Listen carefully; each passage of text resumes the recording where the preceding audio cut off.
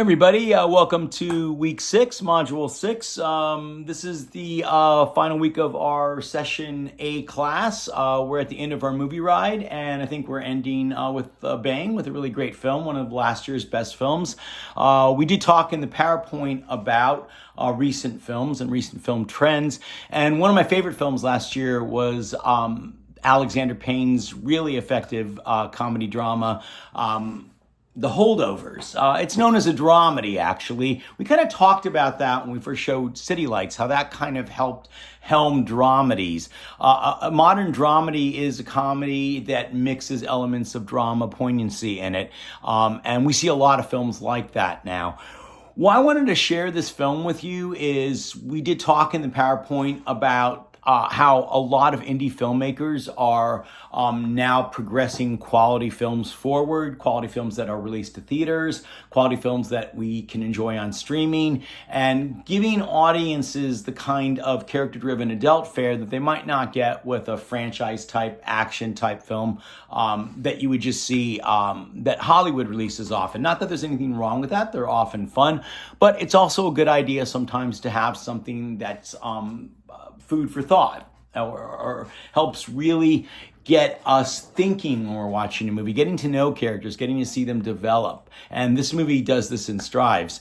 So let's talk about The Holdovers. Alexander Payne, its director, is one of my favorite directors. He's made so many wonderful movies about the human condition and about interesting characters. We saw one of his films in the clip last week for Nebraska, starring Will Forte and Bruce Dern, about the father and son taking a trip together. He's also made other great films. Election, About Schmidt comes to mind with Jack Nicholson. Sideways, that also stars Paul Giamatti, who's in this week's film.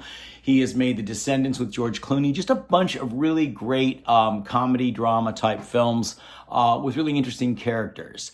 And The Holdovers is no different. In this movie, we're going to meet three people over a Christmas break. It's a period piece. It's late 1970. We're almost at 1971 during the Vietnam era.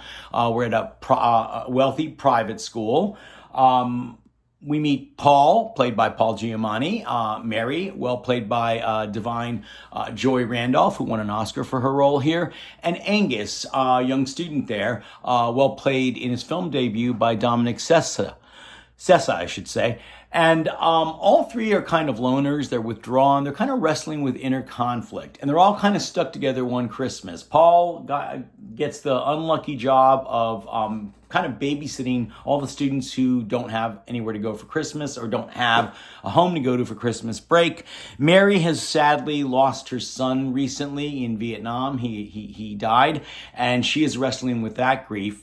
And Dominic is supposed to be going with his mother and stepfather on a trip to the Caribbean, but that gets canceled last minute so they can go on their own little trip together. So we all of a sudden see these characters together.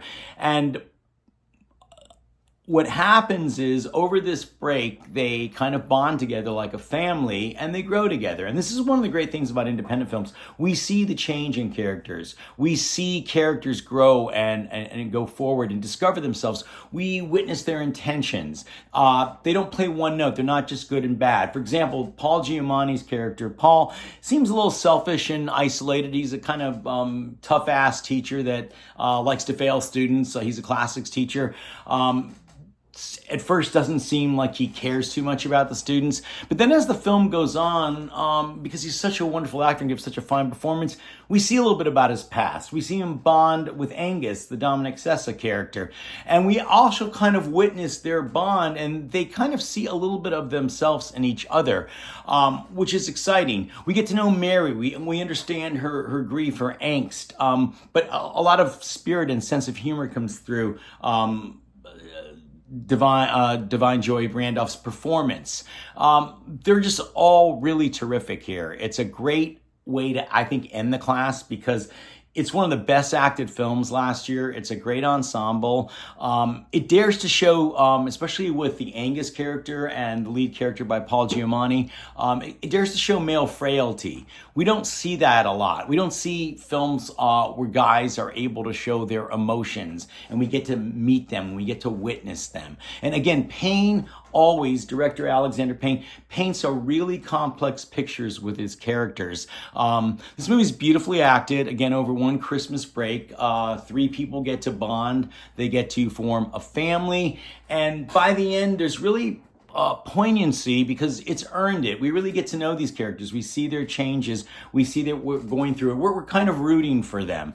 So I think this is a great character-driven, effective comedy drama to end the semester with. So I hope you enjoy The Holdovers.